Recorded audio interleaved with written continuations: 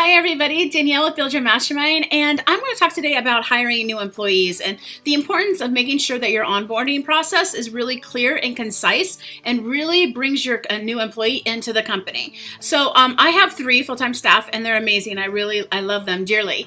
And one of the things that's going on a lot in my masterminds is there's a lot of talk about hiring people and the struggles of doing that either offshore or in-house. And the fact that sometimes people don't seem to jive very well, or the expectations are not met. So one of the things that I do with my staff when I bring people on board, it's really important to me that they have a clear understanding what the job role is, but also that they have the ability to kind of change that job function if they feel that it needs to kind of be a little bit more mobile. Now, I have a small company which allows me to do this. People tend to do multiple jobs in my company, but I really want to make sure that they have a good fit that's to their natural style, that really helps them and something that they can do naturally and it's not against their natural style of how they learn or how they execute. So I like to do an onboarding system where I do a 1-week trial.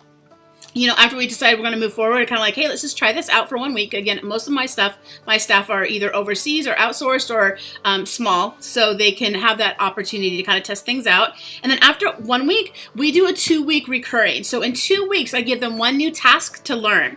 And then we kind of see how that goes, whether it be Instagram or maybe using QuickBooks or my CRM program or whatever it is. We start slowly bringing them in to the different tasks and stuff. I don't pile everything on in the very beginning. There's small tasks until they're so comfortable with it, and it's very easy for them to do that I can bring another task on to their shoulders. So I don't just pile everything on. So we have a 2-week intervals, and then at 30 days we do a recap. How are we doing? Do we need to add more? Are we going too fast? What is my expectations, their expectations? Do we need to change anything?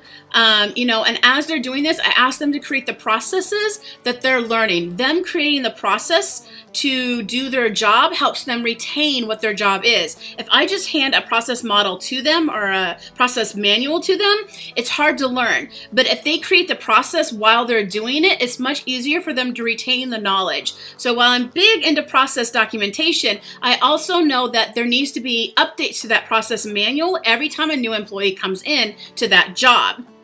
So they take the old manual, then they add their own information in there and redesign that manual so they have it for their own use.